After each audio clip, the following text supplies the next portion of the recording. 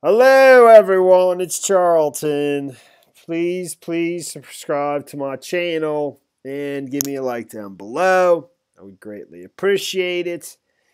So, I want to update you on the Brett Kavanaugh confirmation and, how that's been derailed, at least temporarily. It seems to be in some trouble. And Christine Blasey Ford, who's come forward, the woman, about saying he sexually and physically assaulted her when I think she was 15, he was 17. They were in high school on summer break. Somebody's house. She calls it a party, I think. It's 5 people in total. She's one of them, and then there's 4 others. 2 of them are, according to her, Brett Kavanaugh and his friend Mark Judge. So the letters here, I think I'm going to read that very quickly just so you kind of hear it directly from her. She originally met with the Congresswoman, Ashu. I don't know how to pronounce her name. And she covers the district where she teaches and probably lives in Northern California. She teaches at Palo Alto University as well as Stanford in some kind of consortium or whatever. So she met with her for like an hour and a half on July 6th. But after meeting with her, I think the 2 of them decided they needed to take this to the next level. So they drafted this letter. And I think, reportedly, Ashu hand-delivered the letter to Dianne Feinstein. And then Dianne Feinstein sat on it for a couple months and basically revealed it about a week ago. Even then, we didn't know what was in the letter. And, this has all been rolled out in a way that, to me, seems very suspicious. And it actually has been rolled out quite masterfully, if you ask me, in a way that's benefited the Democrats quite well. It actually leads me to believe that there might be more to come and that there actually is other details that they do remember, or she does remember, and they're just selectively waiting till they're sandbagging it. And just kind of rolling this out in this kind of Laura-Lee-like way. While the opposition, attacks this version of the story, then they come out with somebody else that does corroborate it. I don't know that. It just kind of seems like there might be more. Brett Kavanaugh at this point still denies that that it ever happened. He completely denies it. In fact, he says he thinks she's got him mistaken with somebody else, and he might be right. I mean, there's so much going on here. Just besides the fact that it's 36 years ago and that they're 15 and 17 years old. I mean, even in the letter, there's certain things where I'm just like, man, that is so strange. And I've seen people like even Tucker was saying tonight they have a mutual friend, and they saying that she's like a really nice person, and basically, she believes that this happened, whether it did or not, or whether she got him mixed up with somebody else. I mean, she took a lie detector test. We don't know, that lie detector test was done by somebody from the FBI, former FBI agent that was hired by her attorney, who I think is now representing her, Deborah Katz, a famous Me Too attorney who was on television a couple times today. I saw various clips of her defending, I guess, her client and just the Democratic position in general.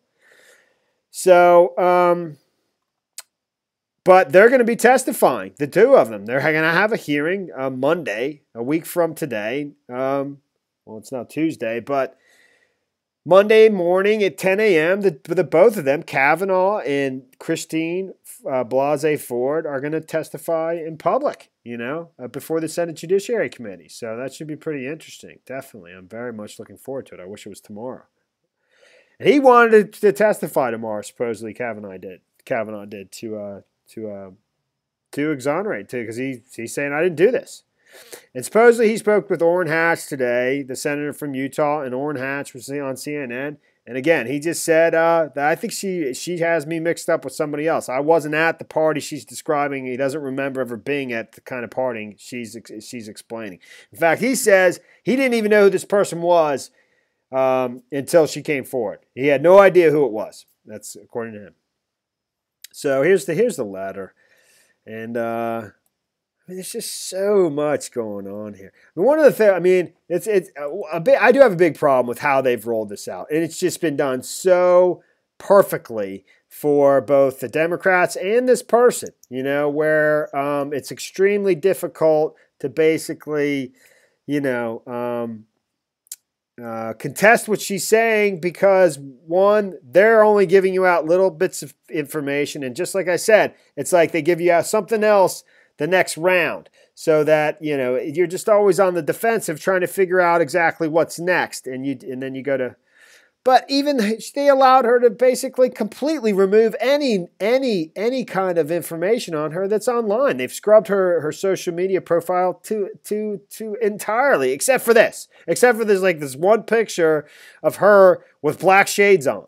It's almost like that was planned. Seriously, it's just hilarious. At least it gives you a face to connect to and personalize with. But at the same time, it's kind of puts her in disguise so that if you're on the street, you wouldn't even know who she is, without the glasses on.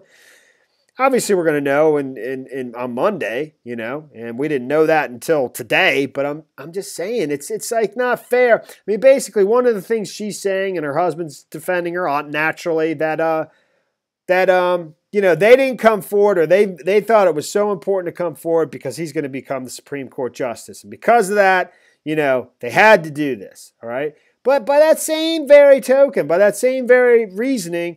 Because it's such a monumental thing that we're talking about here, the public has a right to know who's making this accusation. And the fact that you're given the opportunity to kind of completely hide everything about you that used to be online, that's not fair, man. And so, so that's how I feel about that. But here's the letter, and let me just kind of quickly read through it as best as I can.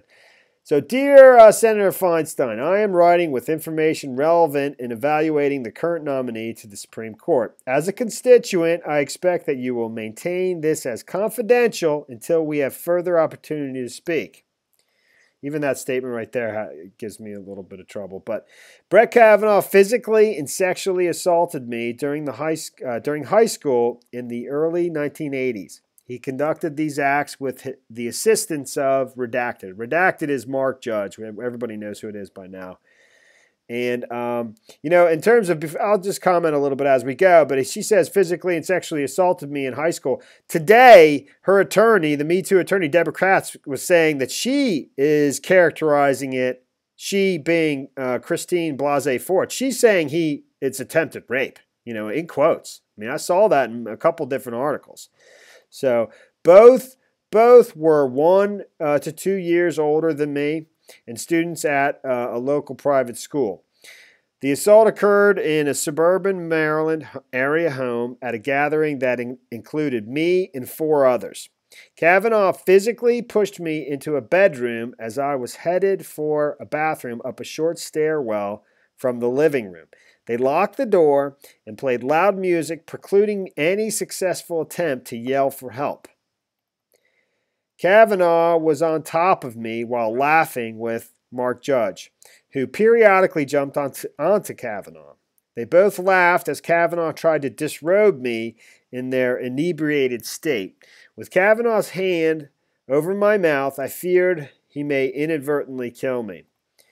From across the room, a very drunken Mark Judge said mixed words to Kavanaugh, ranging from "go for it" to "stop." At one point, when Mark Judge jumped onto the bed, the weight on me was substantial. The pile toppled, and the two scraped with each other. I think that means they wrestled with each other. After a few attempts to get away, I was able to take this opportune moment to get up and run across to a hallway bathroom. I locked the bathroom door behind me. Both loudly stumbled down the stairwell, at which point other persons at the house were talking with them. I exited the bathroom, ran outside of the house, and went home. I have not knowingly seen Kavanaugh since the assault. I did see Mark Judge once at the someplace, Redacted, where he was extremely uncomfortable seeing me. I have received medical treatment regarding the assault. On July 6, I notified my local government representative to ask them how to proceed with sharing this information. It is upsetting to discuss sexual assault and its repercussions, yet I felt guilty and compelled as a citizen about the idea of not saying anything. I am available to speak further should you wish to discuss. I'm currently blank and will be in blank. In confidence blank. All right, so I will say this statement here is probably what stood out to me the most. It's just being like, I was really shocked to read it, that I have not knowingly seen Kavanaugh since the assault. And I don't know that she ever saw him before this assault. Maybe she did. She must have, I guess, maybe. I don't know. But that's just, I don't know. And I mean, the assault happened, and from that point on, she never saw him again. Knowingly, ever, except I guess in public life where he started becoming a public person again.